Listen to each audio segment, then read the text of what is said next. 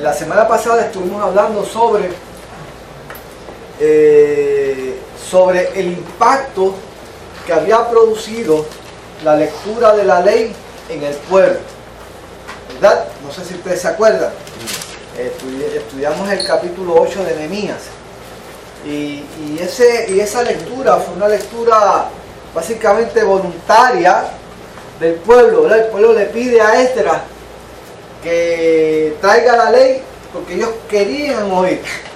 Se convocó, el mismo pueblo convocó una asamblea pública en la plaza de la ciudad, y ahí todo el pueblo como un solo hombre estuvo escuchando atentamente. Eso lo repite muchas veces el capítulo. La gente estaba atenta a la palabra que se estaba leyendo, y obviamente cuando uno presta atención a la palabra, algo tiene que ocurrir, ¿verdad que sí? Amén. La palabra de Dios tiene algo en especial, que cuando realmente usted va a ella en una actitud dispuesta a recibir de la palabra, algo tiene que suceder. Y eso es así, porque cuando usted lee la Biblia, se va a dar cuenta que desde el principio, cuando usted comienza a leer el libro de Génesis, se da cuenta de que la palabra de Dios es poderosa, ¿verdad? Usted dice, cuando Dios comenzó a crear, ¿verdad? A poner en orden las cosas, ¿verdad? Él decía que envió su palabra y fue hecha la luz. Lo que la palabra es que la palabra es poderosa. Y la palabra de Dios le envía para llevar a cabo unas acciones específicas. Y si usted lee el libro de Isaías, capítulo 55, creo que es el versículo 10 más o menos, ¿qué dice? ¿Qué dice ese versículo? En Isaías 55 más o menos, versículo 10. Dice que así será mi palabra que sale de mi boca. No volverá a mí vacía, sino que hará ¿qué? Lo que yo quiero, ¿verdad? O sea, la palabra cuando llega 55:11, ¿verdad? Si quiere leerlo para que lo oigamos todo. Así será mi palabra que sale de mi boca, no volverá a mí vacía, sino que hará lo que yo quiero, y será prosperada en aquello para que la envíe. Y será prosperada en aquello en la que le envié. O sea, y la voluntad de Dios con sus palabras es que es transformar, es cambiar. Como dijo Albert, y vio Dios que todo era bueno. O sea, hay una intención positiva detrás de su palabra, ¿verdad?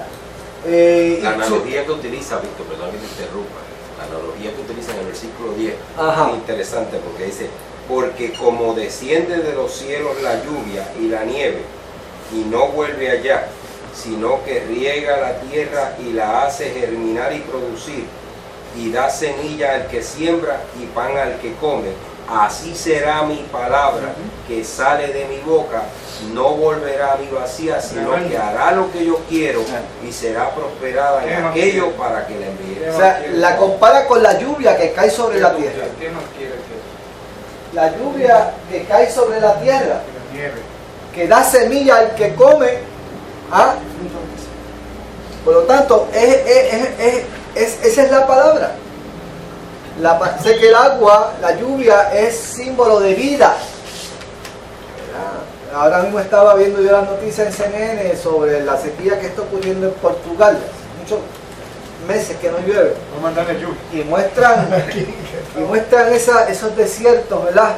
Entonces el problema es que cuando el desierto, cuando se crea la sequía, entonces comienzan los fuegos forestales. Y es una cadena detrás de otra, y una destrucción, y la bendición de la lluvia, ¿verdad?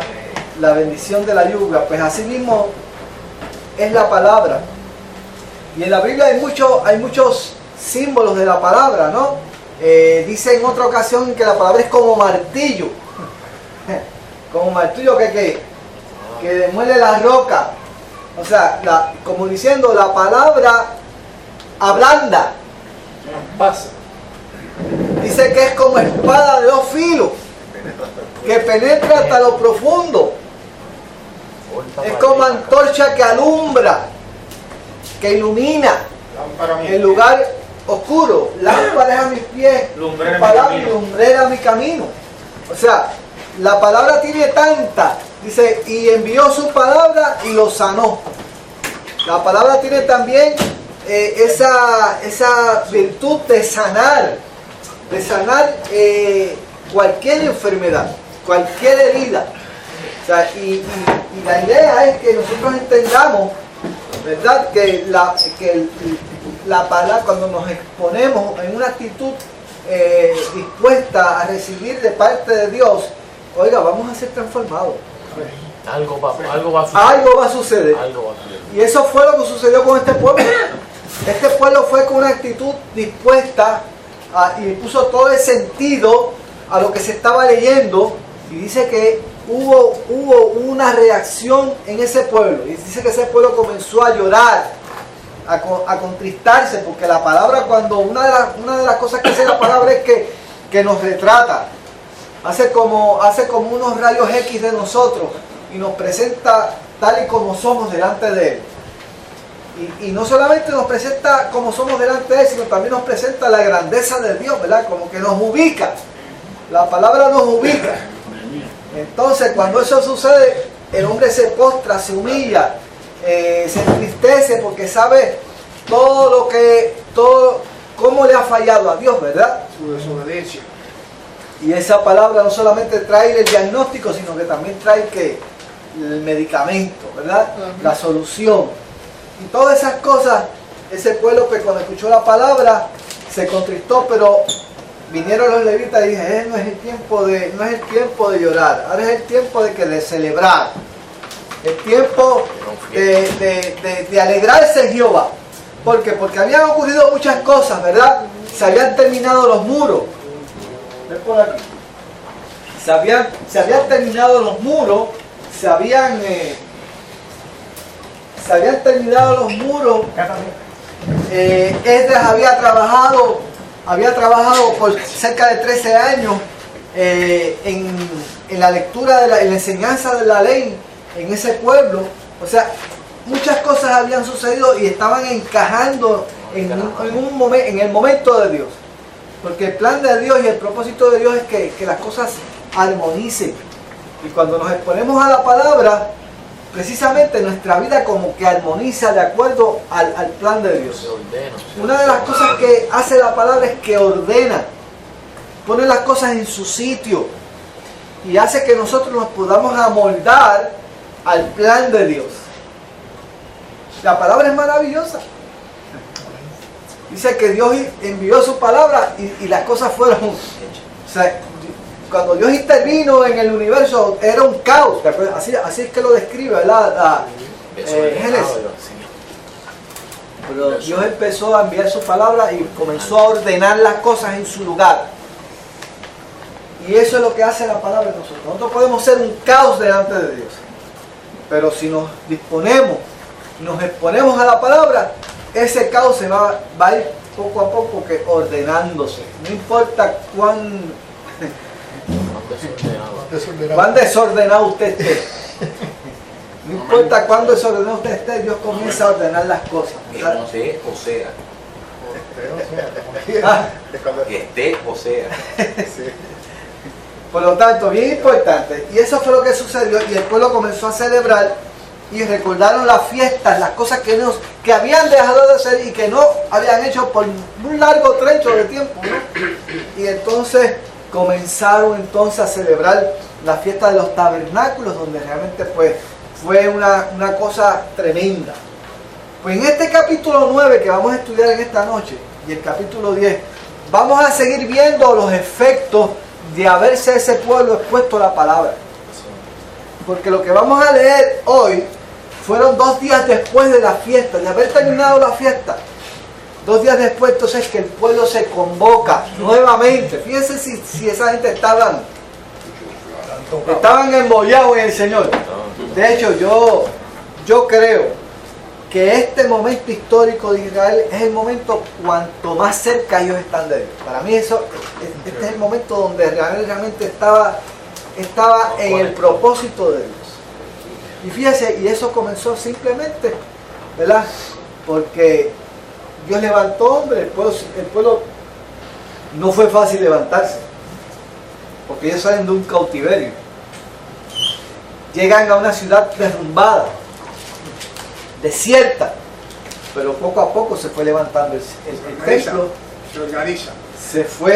Dios fue llevando gente, llevó a Ezra, preparó la cuestión en el aparato religioso, y por último levanta a Nehemías para levantar los muros. Fíjense cómo Dios va llegando poco a poco. O sea, si tú eres Israel, y Dios va a comenzar contigo, fíjate todos los instrumentos que Dios utiliza. ¿Para qué? Para que tú te puedas levantar. Dios utiliza diferentes instrumentos en la vida nuestra para poder que nosotros podamos alcanzar realmente a donde Él nos quiere ubicar. ¿Verdad? Y ese proceso toma tiempo. No se logra de la noche a la mañana, toma tiempo. Y nosotros tenemos que ser pacientes. A veces nosotros queremos ver resultados enseguida. Pero el proceso de Dios toma tiempo. ¿Verdad? Y eso pues nosotros tenemos que entender esas cosas. Así que vamos entonces a leer el capítulo 9. Vamos a ir viendo aquí las cosas. Vamos a leer del 9, del 1 al 3. ¿Quién tiene ese? Del 9, del 1 al 3, ajá.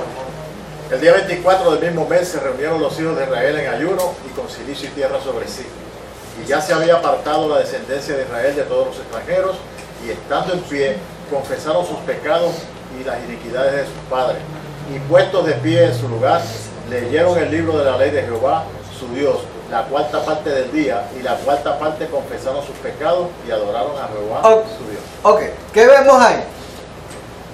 En esos 3 versículos. ¿Cuál es la primera observación? Se metieron con Dios, ayunaron y estaban buscando al Espíritu, ayuno y silicio. Fíjate todo lo que está ocurriendo, todo lo que está ocurriendo simultáneamente en el pueblo.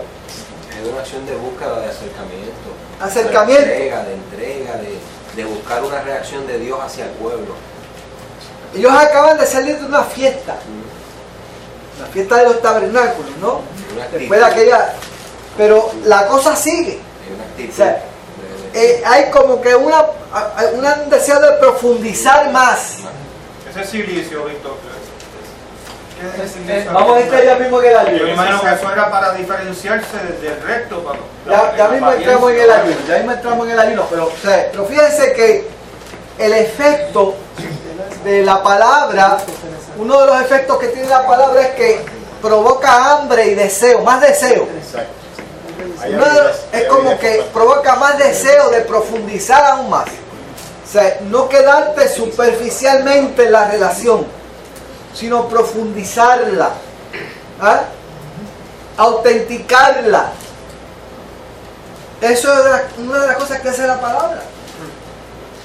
Usted quiere conocer más a Dios. Usted quiere vivir eso que dice la palabra. ¿Entiende? Y esta gente acaba de salir de una fiesta, básicamente, ¿no? Donde hubo lectura de palabra casi todos los días, hubo bendición del Señor, pero ahora es el momento de que dice, pues, ya que en aquel momento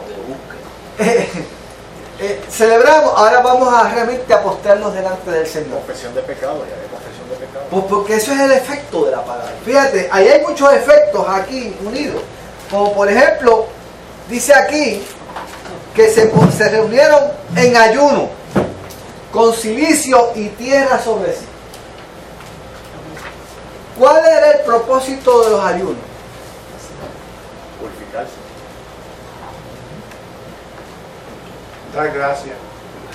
Dar gracias. O sea, cuando uno dice, bueno, voy a ayunar, Bueno, ¿qué es el propósito de ayunar? Bueno, yo te voy a explicar. Ajá. cuando yo era joven y bien parecido. Oye, pero eso hace... Pero yo no había nacido. Eso es más una imaginación. Se hacía ayuno, pero no, se hacía ayuno como para pedirle un favor a Dios. Era para una de las razones de ayunar. Había arrepentimiento. Déjame decirte, déjame terminarme. Casi siempre Para mí, después que eso era como manipular a Dios. había una petición y entendíamos que si era con ayuno, pues iba como con más contundencia y como que Dios no se podía negar. no se podía negar a la... Entonces Tratando de manipular a Dios. eso podía traer un Era peligro. una lamentación para pedir perdón. Podía traer un peligro porque a veces la gente mientras más ayunaba, pues a lo mejor le entendía, mira, lo que yo le pido a Dios, Dios no me lo niegue, y eso como que se ubicaban en niveles espirituales. Era una huelga de hambre, ¿verdad? gracias a Dios. A veces establecían niveles Ahora, espirituales de acuerdo a la cantidad pero de después, lo que hacían. Ahora, pero eso se hacía. Pero Eso se hace. Y algunas iglesias y todavía se hace. Pero cuando hablamos de ayuno, es en agradecimiento por lo que ha hecho. otra razón para ayunar es pues, que una persona quiere separarse para Dios y quiere agradecer a Dios todas las cosas que Dios ha hecho por él, pues también es como un momento, es un tiempo que uno se para con Dios. Ahora, hay otras razones para ayunar. Como las que aparecen en Isaías 58. Pero los judíos Soltar las les cargas de gustaba, opresión y dejar ir libre. Ok, bien importante. Ajá. los judíos les José. gustaba publicarse, hacer público su Acto de confesión. Que era lo que realmente Jesús condenó. ¿verdad? Eso Condenó a los fariseos porque él entendía que se utilizaba el ayuno para un instrumento de piedad ante los hombres, ¿no? Santurrón, son más santos que... Ahora, pero Mío trajo un punto Sí. esencial en el ayuno que se encuentra en, si lo quieren buscar, Isaías 58, que dice el verdadero ayuno. Ese es el que estoy buscando. Isaías 58 dice el verdadero ayuno. Ese capítulo es bien importante porque ese capítulo nos muestra realmente cuál debe ser la intención de la persona que quiere separarse, ¿verdad? Para Dios y separar un tiempo específico para establecer una comunión más íntima con el Señor, ¿verdad? Si usted lee los primeros capítulos, los primeros versículos, ¿qué va a ver en ese capítulo? No es mi ayuno, ¿verdad? Si lo quiere leer alguien, por lo menos los primeros capítulos. Dice en 15 de saco, 58:5. Es tal el ayuno que yo escogí, que de día aflija el hombre su alma, que incline su cabeza como junco y haga cama de silicio y de ceniza. Llamaréis esto ayuno y día agradable a Jehová. Ok, fíjate que lo que él acaba de mencionar ahí son exposiciones externas. Como tú preguntaste, ¿qué es vestirse de silicio? ¿Qué es echarse tierra por la cabeza? O sea, todas esas cosas eran actos externos. Prácticas religiosas. Prácticas religiosas, como tratando, ¿sabes? Que no está mal, ¿verdad? Porque eso no tiene que ver tampoco con... Se rasgaban las vestiduras, ¿verdad? Era como una... Ahora, lo importante no era lo de afuera. Exacto. Eso está bien si obviamente se va con un corazón contrito. Lo importante es lo de adentro. Sigue leyendo.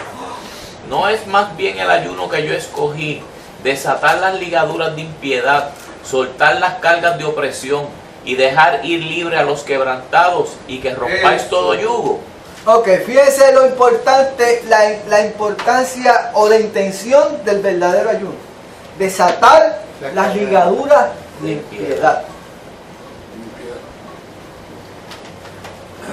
Lo que pasa es también que hay que entender ese planteamiento desde la perspectiva que ahí se le está haciendo la crítica por el mal uso que estaba haciendo el pueblo. No es que tú quieras coger una práctica ya sea en silicio, que tú lo hagas personal, que tú te vayas a humillar, que tú lo hagas muy particular, muy personal, y es una práctica tuya muy personal, que tampoco se la vayas a imponer a otra persona porque tiene que ser así, no, eso es algo personal que tú lo hagas de cualquier dinámica. Pero lo importante de todo esto, que es lo que se critica en la palabra, es el uso del pueblo de Israel que lo utilizaba en una forma ya en hipocresía, sus corazones estaban pervertidos y el mero hecho de tus actos externos no te ibas a justificar, ¿ves? Entonces, entonces ahí viene la reprensión.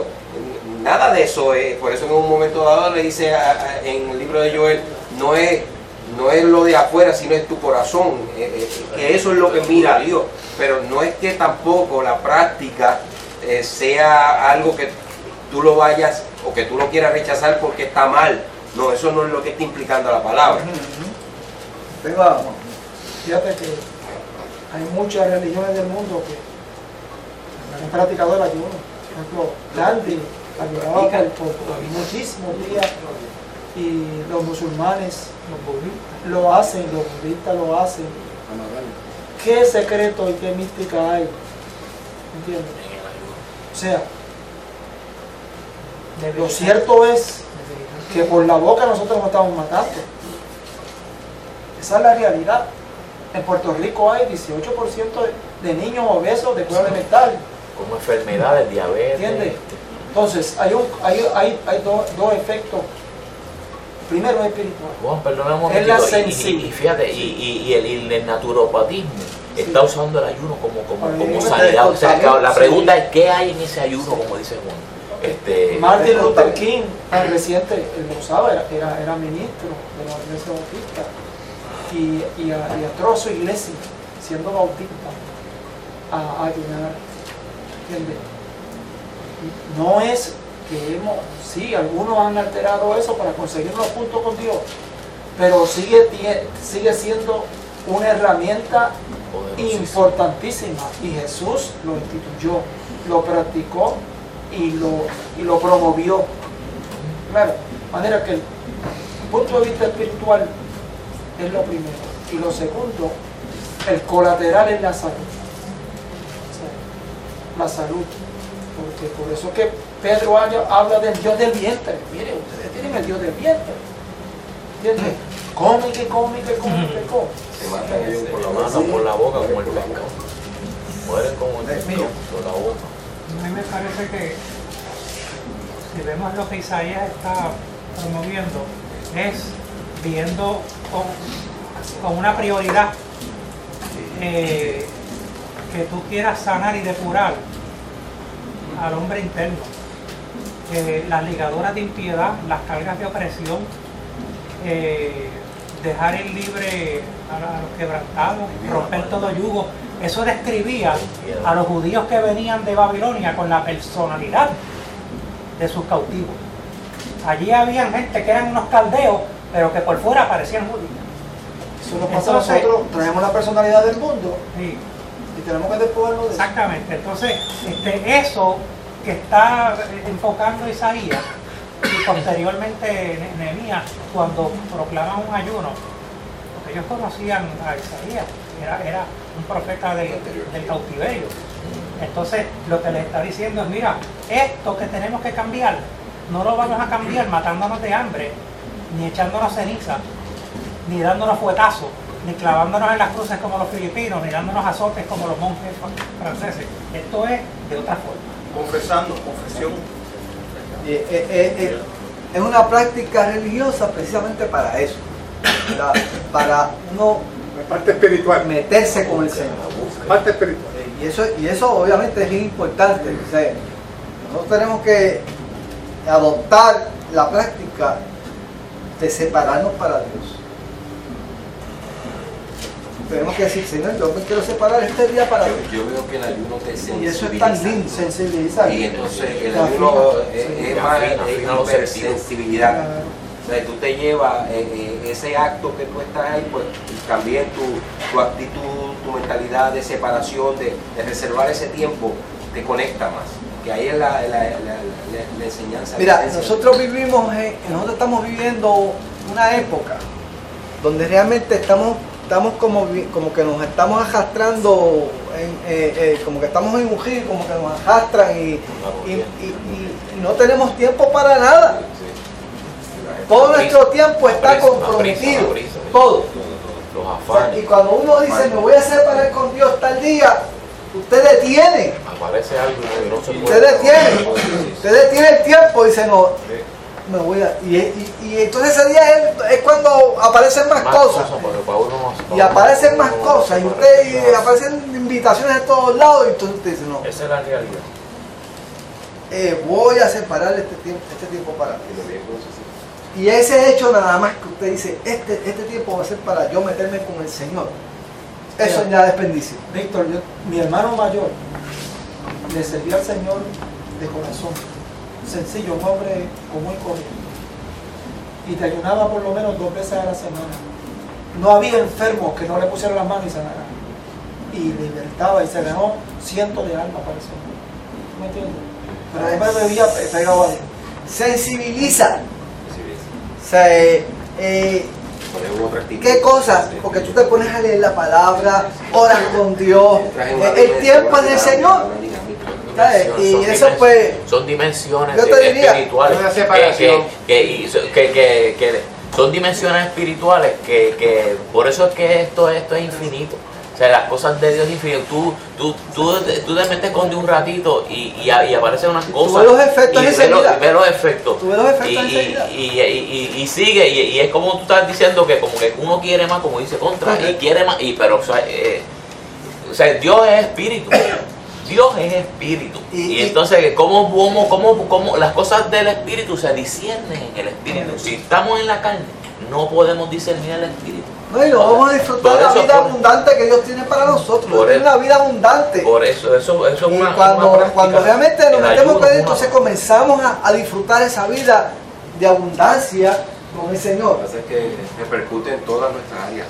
Y eso es lo que está ocurriendo con este pueblo. Eso es lo que está viendo este pueblo. Porque mira, aquí hay muchas cosas. Se metieron en ayuno.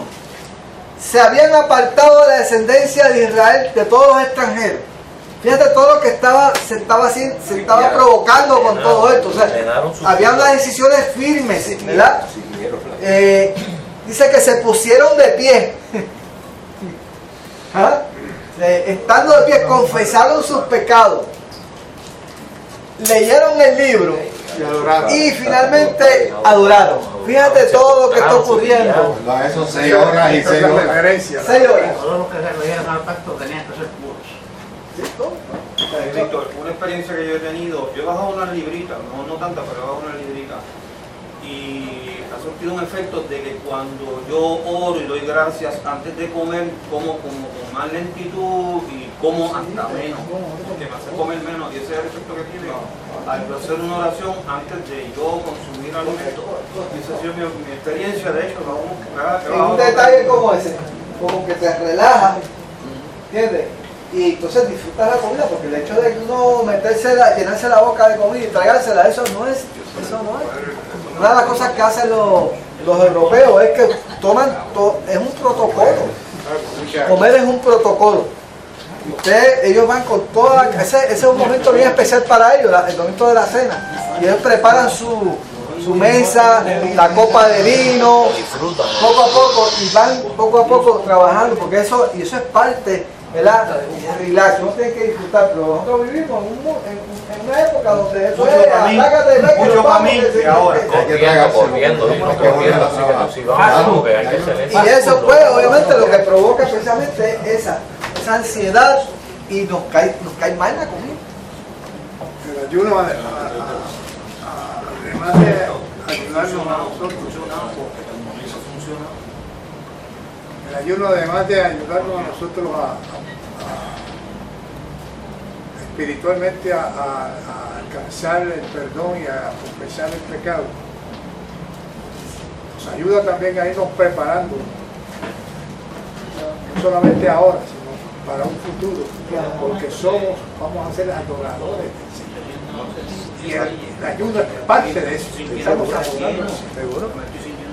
Esa es la importancia de todas esas cosas hacen, tantos beneficios que hay, ¿verdad? tantos beneficios que hay. Vamos entonces. Yo creo que también se puede datar por la parte donde dice que Dios trabajó 6 días y uno descanso, enseñando. Nuestro cuerpo debe ser igual. Descanso, separación, meditación. Todas esas cosas son bien beneficiosas para nuestro cuerpo, tanto para nuestra vida espiritual como nuestra vida física y emocional. En todas las áreas nos ayuda. Intelectual, como que pensamos mejor, ¿verdad? Como dice Albert, ahora come con más tranquilidad. Piensa en detalles tan... Disfruta más la comida. Disfruta la comida. La digiere mejor porque la está masticando. No come bombones. Así mismo es. Ahora hay que comer Vamos a leer el 4, Le afectó lo del pilón, ya no come pilón. Gracias a Dios, Señor. Él está haciendo el ayuno del pilón. Dios sabe todas las cosas, Dios sabe todas las cosas. Dios sabe cuánto yo clamé por eso. Vamos al cuadro. Vamos al cuadro, vamos a ir por ahí. Voluntario. Le vamos a leer esa oración completa porque es importante. Luego se levantaron sobre la grada de los levitas Jesúa, Baní, Cadmiel, Sebanías, Buni, Serebías, Bani y Kenani, y clamaron en voz alta a Jehová su Dios. Y dijeron los levitas Jesúa, Cadmiel, Baní, Hasabnías, Jerebías, Judías, Sebanías y Petaías. Levantaos, bendecid a Jehová vuestro Dios desde la eternidad hasta la eternidad, y bendígase el nombre tuyo, glorioso y alto sobre toda la bendición y alabanza. Fíjate, un detalle bien importante aquí, que son ahora, ¿quiénes son? ¿Quiénes son? Son los levitas. No entra. Fíjate cómo se va esparciendo como pólvora este avivamiento. Como que en la parte sacerdotal. Exacto. Ya ahora son los levitas los que se levantan, ¿verdad? Espontáneamente y elevan una oración al Señor. Y eso es precisamente los efectos, ¿verdad?, de lo que hace la palabra. Dios va poniendo poco a poco, ¿verdad? Ahora le toca a los grupos. Y mira qué oración más hermosa expresan estos levitas, ¿verdad? Cuando usted lee esta oración, que básicamente comprende todo el capítulo 9, lo que se hace aquí es un recuento de las obras de Dios para con ellos, porque una de las cosas que hace la palabra es que como que nos retrotrae, ¿verdad? Hay como una retroalimentación de las cosas que Dios ha hecho con nosotros. Hay un principio. Eso es una de las cosas que hace el ayuno, como que tú separas un momento del Señor, como que te vienen momentos de las cosas que Dios ha hecho en tu vida y como que las comienzas a darle la importancia porque a veces uno tiende a olvidar, y cuando realmente tú comienzas a darle el tiempo a Dios, como que Dios te las trae.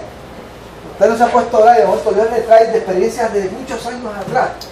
Entonces usted dice realmente, entonces usted como que Dios lo ubica y como dice, pero realmente, y ahora como que usted se ve ahora y dice, pero como que usted cae en cuenta de las cosas que Dios ha hecho por usted.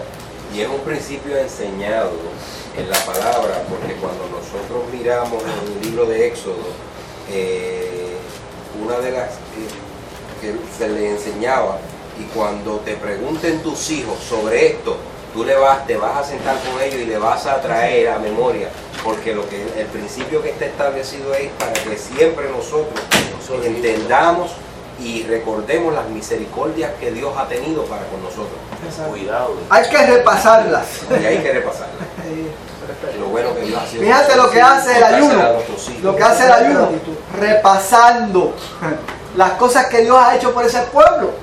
Fíjate, y lo primero que hablan es de la soberanía de Dios. Vamos a leer el versículo 6.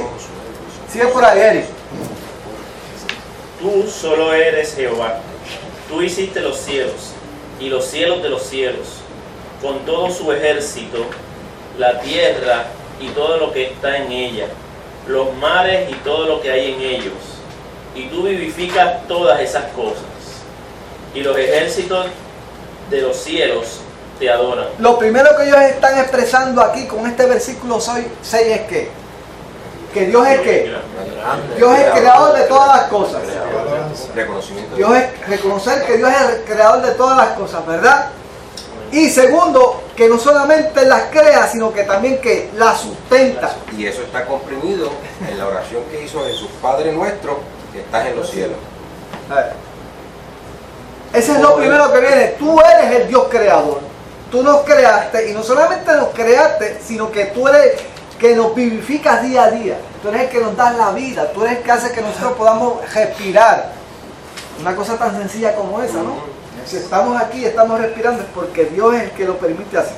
Es por Él que lo podemos hacer. Eso es lo primero que reconocen. ¿Qué es lo segundo que van a reconocer? Versículos 7 y 8, ¿qué lo tiene por ahí? Y algo que me gustó, eso de los ejércitos de los cielos. Porque Dios tiene un ejército más grande que los ejércitos de los cielos te adoran. Y qué importante decirle al pueblo ahí, tú solo eres Dios, tú solo eres Jehová. O sea, ellos venían de un pueblo, venían de paganismo, imagínate, se habían expuesto a los dioses de los babilonios, el gozo de los persas, y poderles reafirmar de los cananeos. Ellos, imagínate, habían visto un montón de dioses, pero dice, tú solo eres Jehová. El 7 al 8, ¿qué otra cosa dicen de Dios? Vamos a ver. Ajá. Tú eres, oh Jehová, el Dios que escogiste a Abraham y lo sacaste de Ur de los Caldeos y le pusiste el nombre Abraham y hallaste fiel su corazón delante de ti e hiciste pacto con él para darle la tierra del Cananeo, del Geteo, del Amorreo, del Ferezeo, del Jebuseo y del Jerezeo, para darle a su descendencia si cumpliste tu palabra porque eres justo. ¿Qué habla ahí de Dios? Su fidelidad. ¿Habla de qué? Que Él ha sido el que ha venido con el pacto con ellos. El Dios soberano, la soberanía de Dios. Dios escogió a Abraham por su soberanía. Lo eligió. Eso fue la soberanía. Pues el deseo ya está. Exacto. ¿Entiendes? Dice ahí, tú escogiste a Abraham y hiciste pacto con él para dar la tierra de toda esa gente. Y cumpliste tu palabra porque tú eres justo. Fíjate. La soberanía de Dios. El principio de elección de Dios. Ajá. Exacto. Tú serás padre de multitudes. ¿Entiendes? Pero es la soberanía de Dios. El Dios soberano, ¿verdad? Que tiene todo bajo control y es el que decide las cosas que va a hacer. Seguimos. 9 a 11. ¿Qué lo tiene? Y miraste la aflicción de nuestros padres en Egipto y oíste el clamor de ellos en el Mar Rojo. E hiciste señales y maravillas contra Faraón, contra todos sus siervos y contra todo el pueblo de su tierra, porque sabías que habían procedido con soberbia contra ellos, y te hiciste nombre grande como en este día. Dividiste el mal delante de ellos, y pasaron por medio de él en seco, y a sus perseguidores echaste en las profundidades como una piedra en profundas aguas. Fíjate que esto es un recuento histórico, ¿verdad? Primero escogió a Abraham, lo sacó de Ur de los Caldeos, lo trajo a Canaán y ahí comenzó a levantar una nación, ¿verdad? Pero no fue hasta que Jacob llegó a Egipto con 70 miembros de su familia y allí en la tierra de Gosén fue que se levantó, se multiplicó esa gran nación. Pero llegó un momento donde se levantó un faraón que no conocía a José, ¿verdad? Y ahí comenzó la opresión, ¿verdad? Y estos dos versículos, estos 3 versículos, hablan de qué? Del poderío de Dios, de Dios como Salvador, de Dios que sacó básicamente a esa nación del yugo egipcio. Era como 500,000. Exacto. Eran 1 millón, más de 1 millón.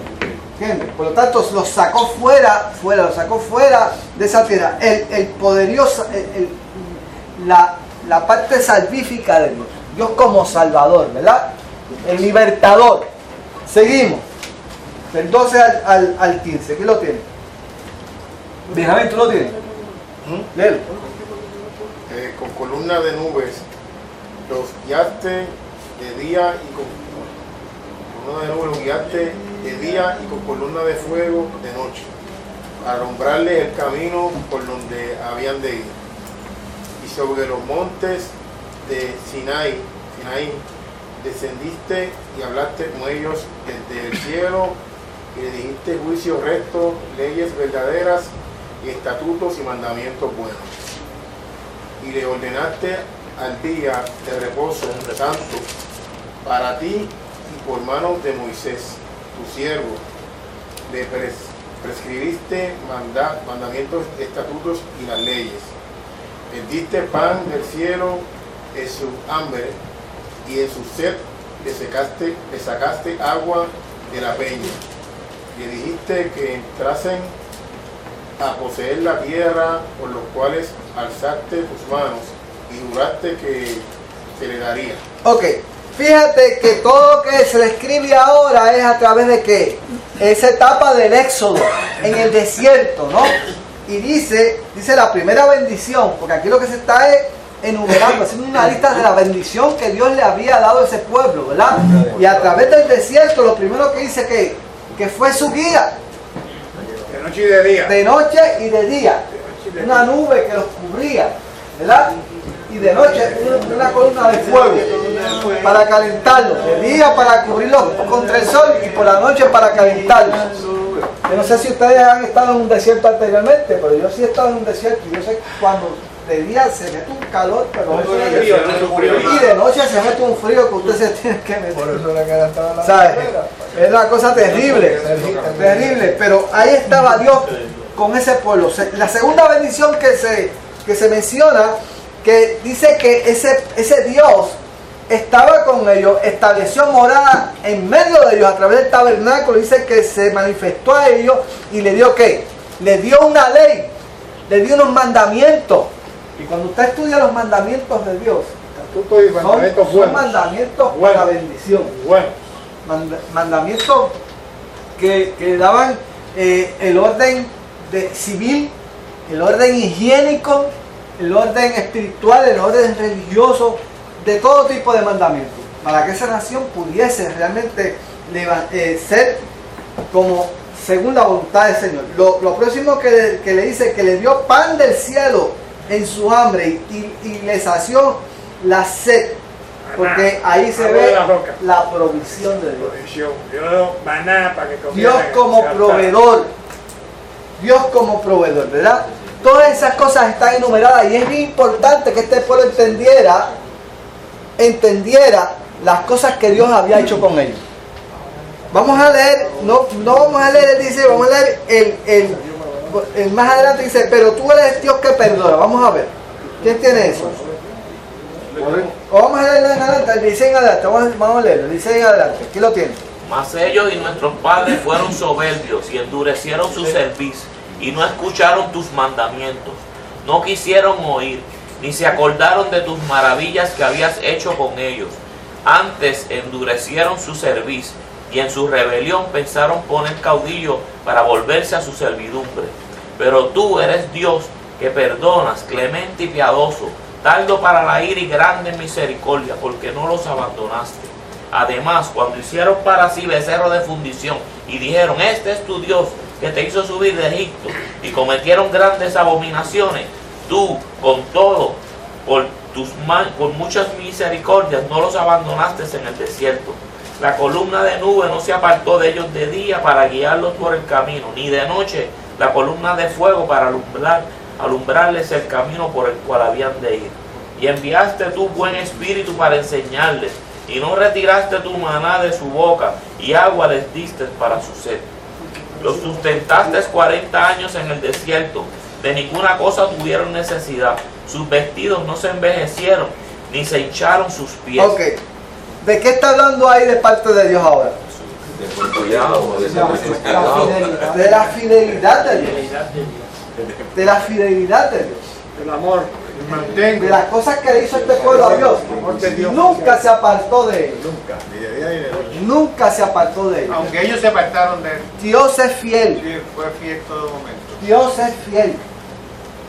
Dios es fiel, ¿verdad? Esa es la etapa del desierto. Ahora van a hablar de la etapa de la conquista. Porque no solamente se limitó en el desierto, ahora le va a dar ¿qué? Le va a dar ciudades que ellos no trabajaron. Le va a dar casas que no construyeron. Viñas y olivares que no sembraron. Todas esas cosas fueron parte de la bendición del Señor y era necesario que ellos lo recordaran. Vamos a leerlo, del 22 en adelante. Tony. Y les diste reinos y pueblos, y los repartiste por distritos, y poseyeron la tierra de Sehón, la tierra del rey de Hesbón, y la tierra de Og, rey de Basán. Multiplicaste sus hijos como las estrellas del cielo, y los llevaste a la tierra de la cual habías dicho a sus padres que habían de entrar a poseerla.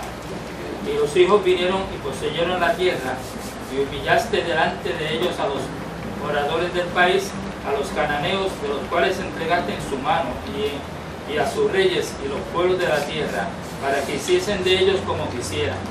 Y tomaron ciudades fortificadas y tierra fértil, y heredaron casas llenas de todo bien, cisternas hechas, viñas y olivares, y muchos árboles frutales comieron, se saciaron y se deleitaron en tu gran bondad. Fíjate que aquí se mencionan dos promesas cumplidas de parte de Dios para con este pueblo. Le dieron la tierra que le había prometido y los multiplicó como las estrellas del cielo. Dios siempre cumple. Las promesas de Dios cumplidas. Heredó la tierra que le había prometido a Abraham y los multiplicó como las estrellas del cielo. Dos promesas que le había hecho a Abraham. Tierra fértil. Tierra fértil, no cualquier tierra. Tierra fértil, la mejor. ¿Verdad? Ese es nuestro Dios. Seguimos. 26 en adelante.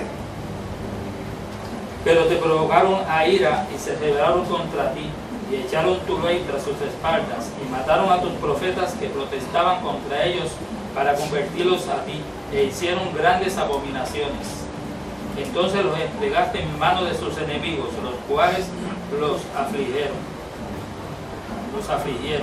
Pero en el tiempo de su tribulación clamaron a ti, y tú desde los cielos los oíste, y según tu gran misericordia enviaste libertadores para que los salvasen de manos de sus enemigos.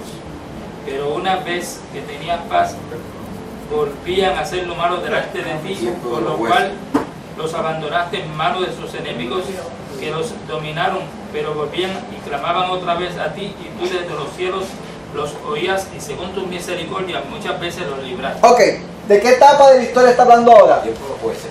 Del tiempo de los jueces.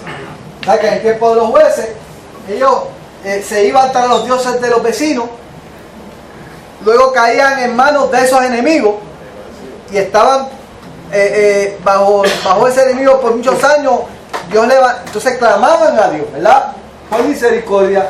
Dios levantaba un caudillo, ¿verdad? Los libertaba de ese yugo, y entonces estaban viviendo un tiempo de paz durante el tiempo de ese caudillo, pero una vez ese caudillo moría, volvían otra vez y caían en el mismo ciclo de siempre. Pero Dios siempre fiel. Dios siempre fiel. Siempre que clamaban, Dios respondía. Un patrón repetitivo. Pero fíjate que aquí está hablando de la consecuencia de desobedecer a Dios, ¿verdad? Porque cuando desobedecían a Dios, caían en manos de ¿quién? Del enemigo. O sea, había unas consecuencias. Había unas consecuencias de haberle fallado a Dios. A ver, vamos para el próximo. Seguimos. Que se ve la misericordia de Dios, a pesar de que tienen un patrón y siguen, a pesar de la misericordia, Dios le levanta un caudillo. Siguen siendo la misma que tiene con nosotros. Igualito. Dale, léete el 29 en adelante, vamos a ver. 29. Les amonestaste a que se volviesen a tu ley, mas ellos se llenaron de soberbia y no oyeron tus mandamientos, sino que pecaron contra tus juicios, los cuales, si el hombre hiciere, en ellos vivirá. Y se rebelaron, endurecieron su cerviz y no escucharon. Les soportaste por muchos años y les testificaste con tu espíritu por medio de tus profetas, pero no escucharon, por lo cual los entregaste en mano de los pueblos de la tierra. ¿Y ahora qué etapa es esta? La que sale. Esta es la etapa de los reyes. Cuando Dios levantó profetas, ¿verdad? Amonestándoles, levantó a Isaías, levantó a Jeremías, levantó a estos muchos profetas, ¿verdad? Para amonestarlos de los muchos pecados que tenía este pueblo, ¿verdad? Mas sin embargo, este pueblo que hizo, mataron a los profetas, desobedecieron, oprimieron al pobre, ¿verdad? Mucha injusticia, ¿verdad? La profeta Rosita se acercó. Ustedes saben ese verso del cielo.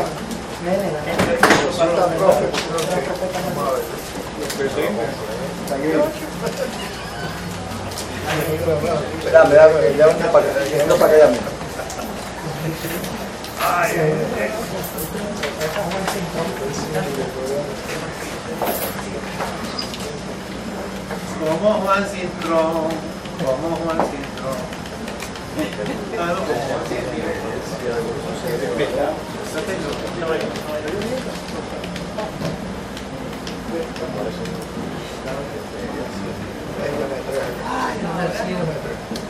Ahora.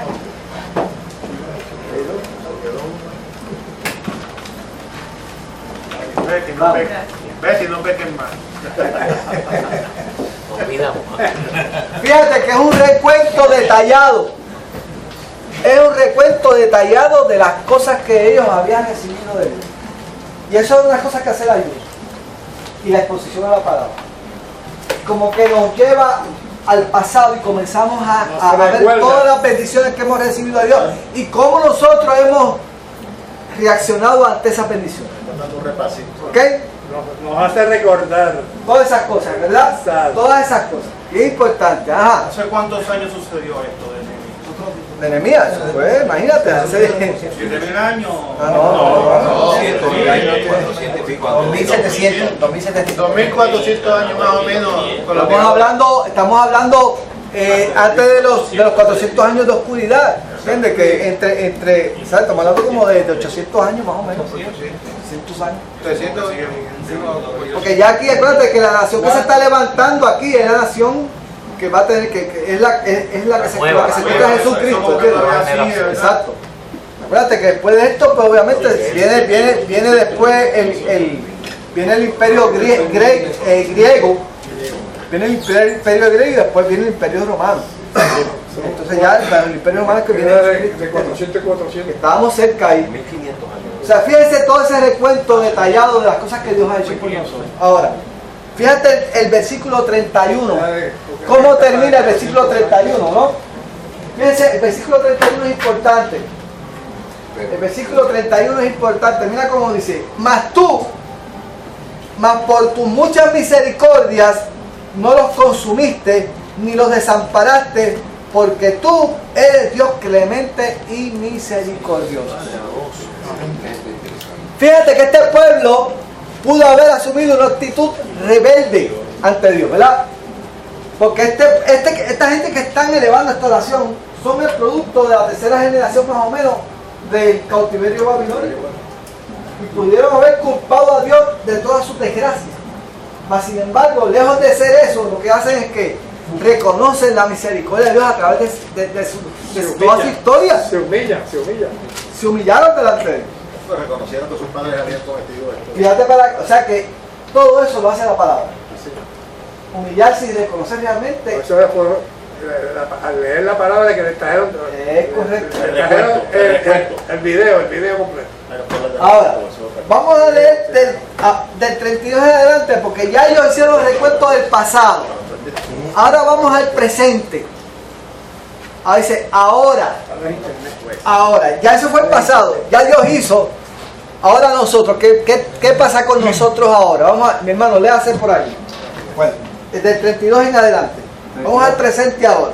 Ahora pues, Dios nuestro, Dios grande, fuerte, temible, que guarda el pacto y la misericordia, no sea tenido en poco delante de ti todo el sufrimiento que ha alcanzado a nuestros reyes y a nuestros príncipes y a nuestros sacerdotes, a nuestros profetas, a nuestros padres y a todo tu pueblo desde los días de los reyes de Asiria hasta este día. Ahí está la petición de ellos de toda la oración.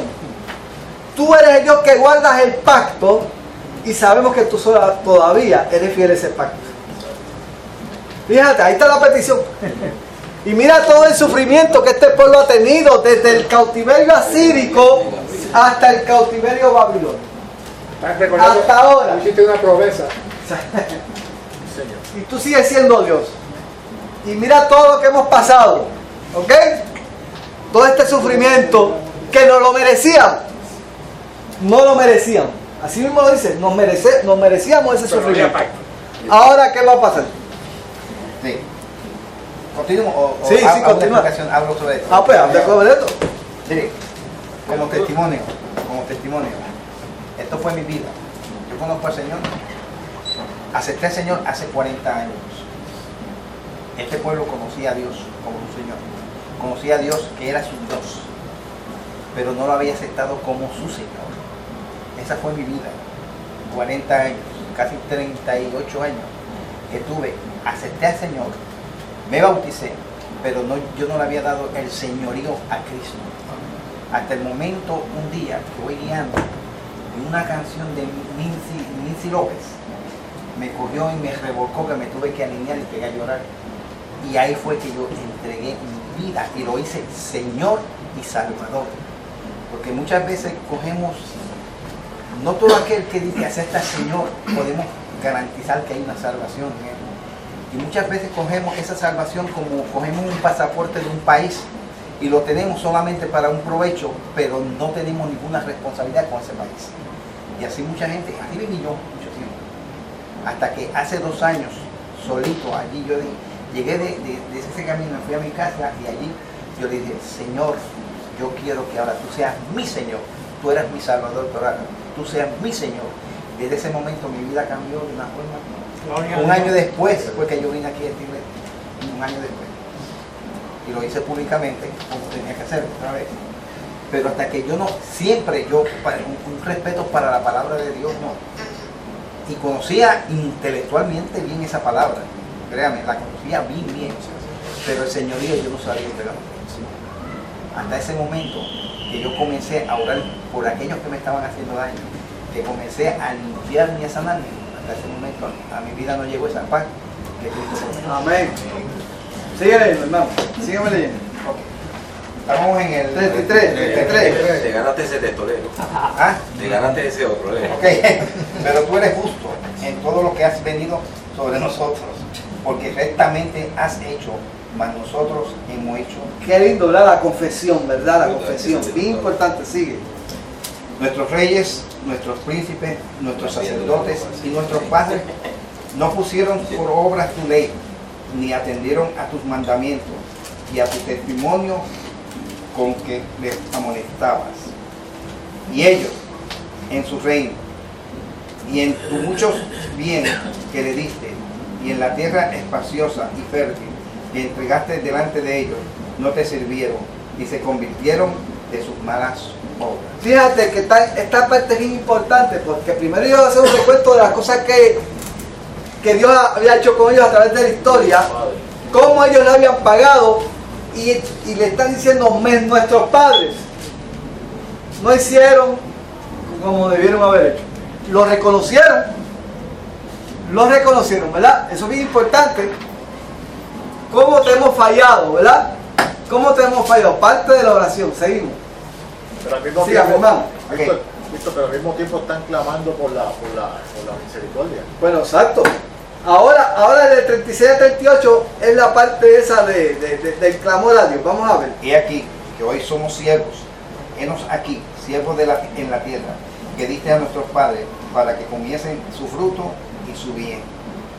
Y se multiplica su fruto para los reyes que ha puesto sobre nosotros por nuestros pecados, quienes se enseñorean sobre nuestros cuerpos y sobre nuestro ganado, conforme a su voluntad, y estamos en grande angustia. Okay. Fíjate lo que hace la palabra. Con todos estos versículos que ellos acaban de mencionar, que mi hermano acaba de hablar, dice, he aquí hoy somos siervos en la tierra que nos diste. Fíjate cómo los ubicó. Ahora está la ironía de que somos siervos o somos esclavos en la tierra que tú nos habías dado. En la cual nosotros debimos haber sido que reyes, príncipes y sacerdotes. Fíjate lo que hace la palabra, los ubicó históricamente hablando. Eso es lo que hace la palabra. Ahora, mira lo que va a pasar ahora. Mira lo que va a pasar ahora. Porque esto no se queda así. Vamos a ver qué sucede ahora. El versículo 38, que es bien importante. El 38, ¿quién lo puede leer? Yo lo leo. Ajá. A causa, pues, de todo esto, nosotros hacemos fiel promesa y la escribimos, firmada por nuestros príncipes, por nuestros levitas y por nuestros sacerdotes. Ellos, ¿qué hacen ahora ellos? Van a hacer un compromiso con Dios. Fíjate que ya el pacto estaba ahí, pero ellos van a hacer ahora un compromiso con Dios. Ahora vamos a escribir con puño y letra lo que vamos a hacer. Víctor, haciendo una reflexión en esto, para traerlo en el contexto de lo que se ha venido haciendo tanto el año pasado como este año en la iglesia, que es el lema o lo que se busca, lo que se está detrás en la pastoral aquí y me trae esta reflexión aquí en la iglesia, porque cuando nosotros miramos esto, quienes se levantaron a hacer este llamado, este recuento, fueron los levitas, fueron un grupo de líderes que tienen que haber sido impactados con Zorobabel, con Esdras, con este nuevo liderato, con este nuevo liderato. ¿Qué es lo que quiero traer con esto? Que si nosotros damos una panorámica o miramos a la iglesia de nosotros, toda esta juventud que se va levantando, de alguna manera tienen que ser impactadas por todos nosotros, por todo el liderato. ¿Por qué?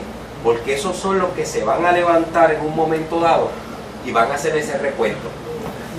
Hacen 40 años, hacen 20 y pico de años, la iglesia se levantó así. Yo llegué los otros días, pero aquí hay personas que ya llevan un tiempo que pueden levantarse como estos levitas y contarnos a nosotros lo que fueron esta iglesia 20 años atrás, lo que ha venido ocurriendo, los logros que ha tenido la iglesia. ¿Por qué? Porque fueron impactados por un liderato anterior que los marcó. Y esta gente que se levantaron aquí a hablar fueron marcados por Esdras, fueron marcados por Nehemías. Este es el fruto. Esta gente que se levantaron aquí, estos levitas, son los que están haciendo ese recuento, todo este recuento, y son los que están entonces de frente haciendo un nuevo compromiso. ¿Para qué? Para marcar otra nueva generación, porque ellos van a dejar eso escrito.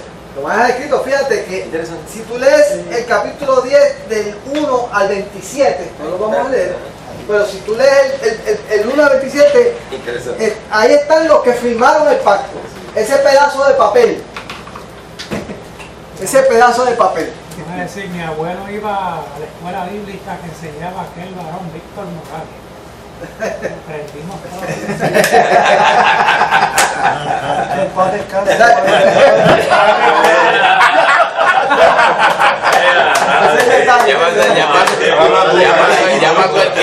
Ya pasó el tiempo. Fíjate lo interesante, que se establece un documento donde ellos escriben con puño y letra. Y no vio muerte, se lo llevó el Señor.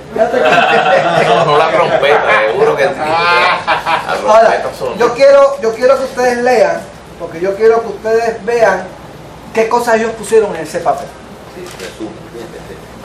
Yo quiero que ustedes lean lo que pusieron en ese papel. O sea, no fue un pacto de decir, bueno, señores, de ahora en adelante le vamos a hacer fiel al Señor. Y ya se acabó y todo el mundo firmó. No. Qué interesante, ¿quién empieza en ese pacto el primer nombre? Bueno, imagínate. Neemías el gobernador. Imagínate. Eso es, tiene que serle a ellos primero, ¿verdad? Ahora, yo quiero que ustedes lean del 27 en adelante. Del 27 en adelante. Víctor, léelo ahí. Del 27 en adelante. Y el resto del pueblo, los sacerdotes, levitas, porteros y cantores, netinios y todos los que habían apartado de los pueblos de las tierras a la ley de Dios, sus mujeres y sus hijos y sus hijas, y todo el que tenía comprensión y discernimiento. ¿Dónde tú estás, Víctor? ¿Dónde tú estás? Es una versión distinta. Era el 27, era el 27. No, 27 no, y el 27 no. 28. Estás en el capítulo 10. Está bien, Estás en el capítulo 10, Víctor. Sí, porque en el 27 lo que está es el pelú ese. A sus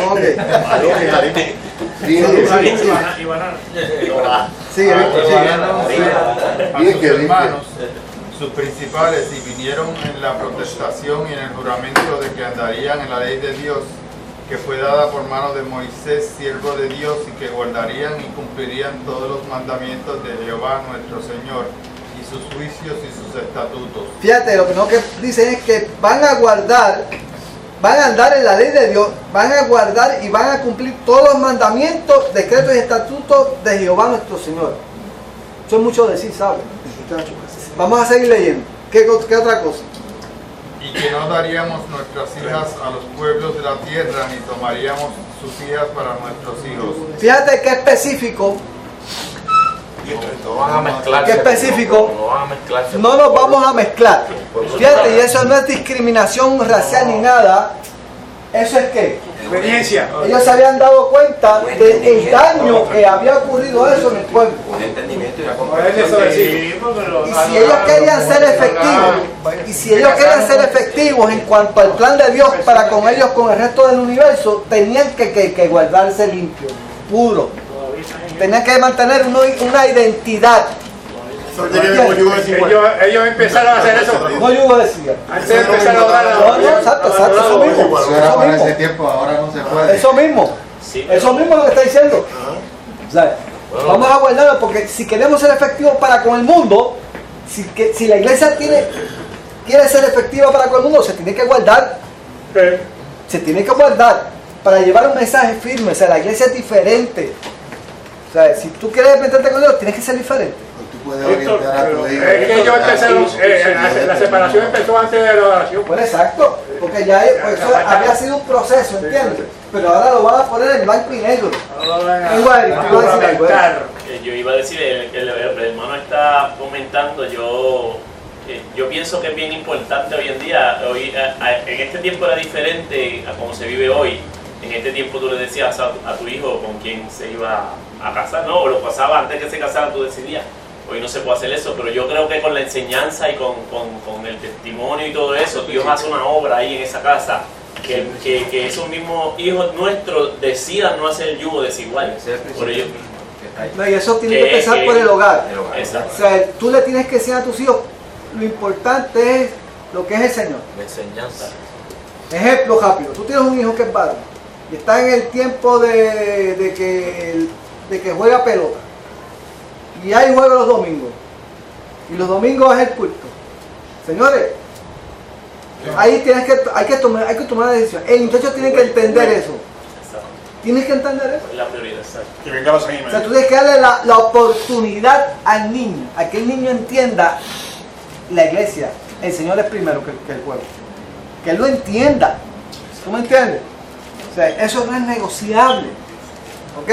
Por lo tanto, esas son las cosas que uno tiene que hacer para establecer identidad en la familia. Y cuando la familia sabe quiénes somos, entonces podemos ser efectivos en cuanto a lo que Dios quiere con nosotros seamos. 6 puntos acordaron. 6 puntos. Vamos al próximo. ¿Cuál es el próximo punto? Sigue, Víctor. Asimismo, que si los pueblos de la tierra trajesen a vender mercaderías y comestibles en día de sábado, nada tomaríamos de ellos en sábado, ni en día santificado, y que dejaríamos el año séptimo con remisión de toda deuda. Ok, fíjate lo otro que ellos deciden hacer. Eso sí que era grande. En un judío que decida esto, eso sí que era grande. Deciden que de ahora en adelante los días de reposo no se iba a establecer mercadería ninguna, no se iba a negociar nada. Y ese era el día cuando venían los mejores negocios. Ahí era cuando venían las mejores ovejas. Ahí era cuando venían las mejores vacas. Los mejores negocios eran los sábados. Pero los sábados no se va a negociar. No se va a vender ni se va a comprar. Y algo mucho más. Y cada 7 años se va a dejar descansar la tierra. Oiga, no se va a sembrar la tierra. La verdad que Dios, eso yo iba a decir que la sabiduría de Dios es tan grande que hasta la tierra, el 7º año hay que dejarlo descansar. Va a dejar descansar la tierra. O sea, en otras palabras, está atacando ¿qué? El problema de la avaricia. De la avaricia. Pero para que la tierra produzca también. Por eso te digo. Porque 6 años sembrando plátano. Porque el hombre quiere producir y seguir produciendo. Los minerales se van acabando. Tú tienes que darle un reposo a la tierra también. Pero el hombre no entiende eso. Y a los palos cuando nacen, hay que dejarlos los primeros 3 años, no cogerle los frutos, dejarlos que se caigan. Para que entonces ese palo hasta eso está. Mira cómo es nuestro Dios, hasta en eso. Pero la avaricia del hombre hace que agota la naturaleza, ¿entiendes? Por eso es que es importante. Entonces lo otro dice, y vamos a remitir las deudas. ¿Te acuerdas del problema que tuvo Nehemías? Donde oprimían a los pobres. Vamos a remitir las deudas cada 7 años. Otra cosa, seguimos leyendo. ¿Qué otra cosa iba a pasar? Impusimos además por ley el cargo de contribuir cada año con la 3ª parte de un ciclo para la obra de la casa de nuestro Dios, para el pan de la proposición y para la ofrenda continua y para el holocausto continuo de los sábados y de las nuevas lunas y de las festividades y para las santificaciones y sacrificios por el pecado, para expiar a Israel y para toda la obra de la casa de nuestro Dios. O sea, en otras palabras, decidieron establecer que una ofrenda ¿para qué? Para sostener la casa de Dios. Una contribución para el templo. Para el templo. Eso fue lo que pasó en la ley. Cuando llegaron todo el mundo a construir las casas. Todas las cosas caen en su lugar. Todas las cosas caen en su lugar. Fíjate, le van a dar importancia ahora a la casa del Señor. Qué importante es. No solamente eso, fíjate hasta qué detalles entran en ellos. Dicen, y echamos también suerte los sacerdotes, los levitas y el pueblo acerca de la ofrenda de la leña para traerla a la casa de nuestro Dios, según la casa de nuestros padres en los tiempos determinados cada año, para quemar sobre el altar de Jehová nuestro Dios, como está escrito en la ley. O sea, si ellos van a ese detalle, o sea, es porque están pensando las cosas bien, ¿entiendes? O sea, muy bien cuidadosamente. O sea, no puede faltar la leña, tiene que estar ahí. El fuego se tiene que mantener encendido. Fíjate qué importante. Cuán grande era el compromiso que ya estaban. O sea, cosas detalladas, en otras palabras. Es fácil, Víctor, era luego decirle a los hijos que venían, léete el pacto que nosotros hicimos. Exacto. Y están las cosas bien detalladas. No están cosas generales, son cosas detalladas. Detalladas. Y si tú sigues leyendo, vas a encontrar que también ellos decidieron traer las primicias de la tierra, como dice Abel. Amén. Las primicias del fruto de todo árbol, los primogénitos de nuestros hijos, nuestros ganados, las primicias de nuestras masas, las ofrendas, el fruto del vino, del aceite, todas esas cosas también se iban a ofrecer delante del Señor. ¿Por qué? Porque eso promueve primero el reconocimiento de lo que tú estás recibiendo es porque Dios te lo dio. Ese es el propósito de las primicias. Ese eres tú el que me lo estás dando. Pero todos esos diezmos eran para los levitas, que ellos no trabajaban. Bueno, aparte de eso, entonces estaba después el diezmo. O sea, fíjate que otras ofrendas que se están reservando para la eso es para esa es una contribución que hacía el pueblo hacia son cosas aparte. ofrenda para el respaldo de la casa de Dios, la ofrenda de la leña, las primicias al Señor y finalmente el diezmo para los levitas. Fíjate cómo todo va cogiendo que cuando realmente todo el mundo contribuye, la cosa realmente toma forma. Toma forma. ¿Cuál es qué es lo importante de todo esto? Fíjate que la palabra de Dios nos retrotrae. Hace que nosotros podamos hacer un recuento de las cosas que han hecho por nosotros. Nos hace recordar lo que nosotros cómo nosotros hemos hecho delante de Dios, reconocer nuestras faltas delante de Él y finalmente que hacer un compromiso con Él. Un compromiso pero compromiso específico. Específico. Esto yo me comprometo hoy que esto es lo que yo quiero agregar con que ahora en adelante contigo. Víctor, después que tú termines el resumen, yo quiero traer una pregunta y es sobre los pactos. Yo estoy como que no entiendo muy bien porque yo oí a un David, se llama David, un judío mesiánico, que en un programa de televisión que decían que el pueblo de Dios habla de muchos pactos y que hacen pactos y eso es un disparate, según él. Porque el hombre no puede hacer pacto, que el único que hace pacto es Dios. El que ha hecho. La predicación, seguro, que para que el hombre no puede hacer pacto, o sea, porque nosotros fallamos y un pacto se hace y no se falla, o sea, yo le voy a traer este papelito a ustedes y ustedes le borran la palabra pacto y le ponen compromiso. Le ponen la palabra compromiso. O sea que el hombre no pacta, Dios es el que hizo los pactos. Nosotros podemos seguir, aceptar el compromiso que nos pide con él. No, sigue pasando por esto.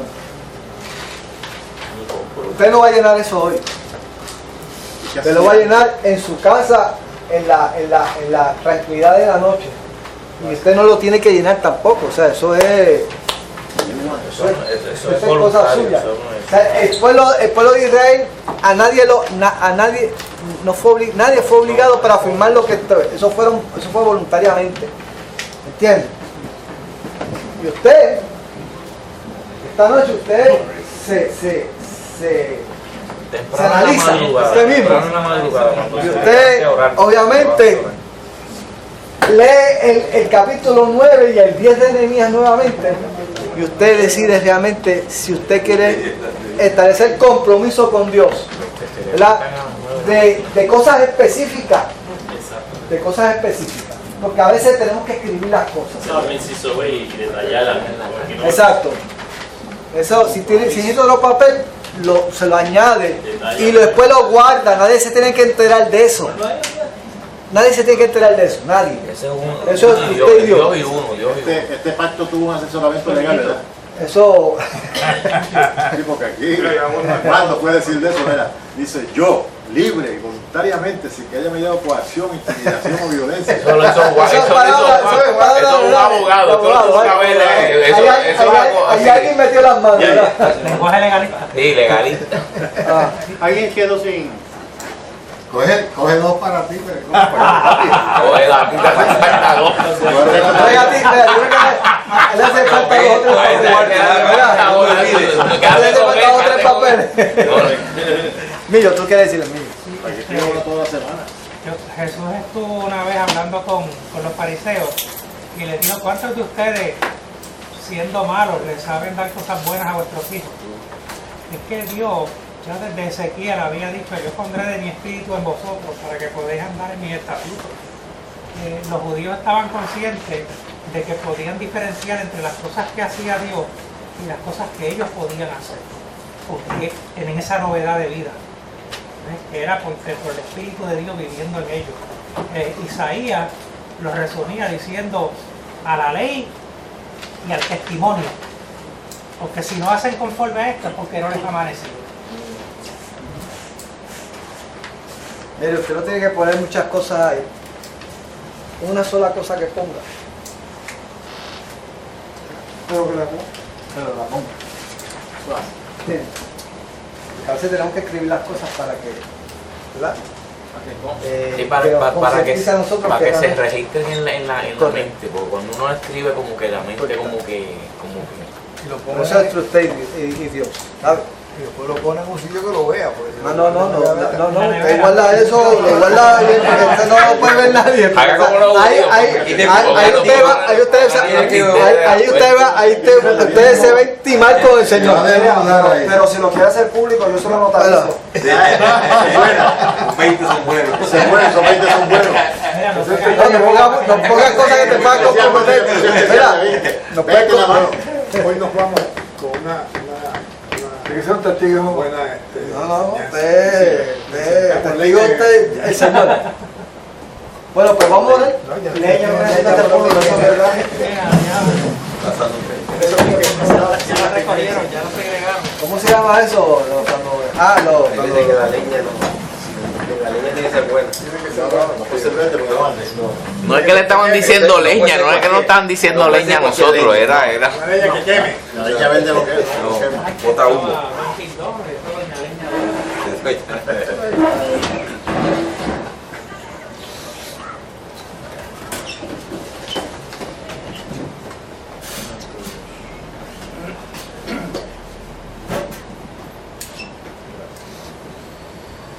Mire, a veces nosotros tenemos que necesitamos momentos así para uno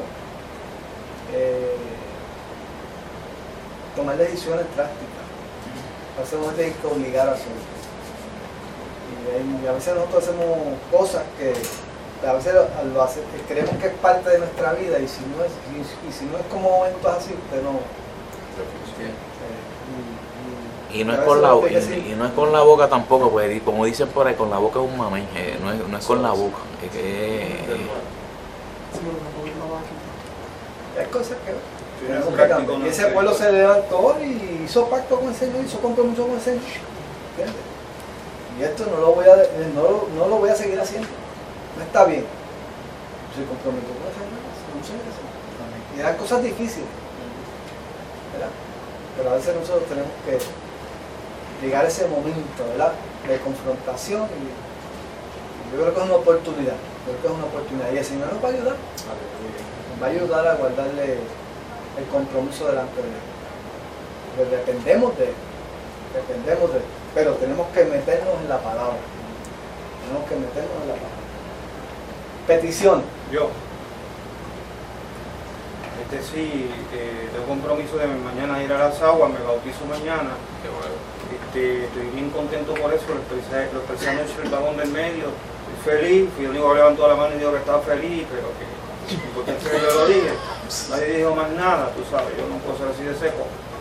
Por otro lado, estoy un poquito dolido porque mis hermanos no aprueban. Se burlaron y yo estoy claro de lo que estoy haciendo, es más compromiso, yo necesito de esto bien duro. Digo yo, mientras mayor mi dependencia en Dios, mayor mi independencia de este mundo que está corrompido, ¿entiendes? Y yo he sido parte de eso y ya no quiero más de eso. Porque estoy por ir mañana, pues, nos veremos por las caras. Amén. Yo quería dar un testimonio, ¿verdad? Porque he orado muchas veces por una amiga mía. Y gracias al Señor, pues ya ella le hizo saber a su mamá que el único camino que ella tenía que seguir es el camino de Cristo.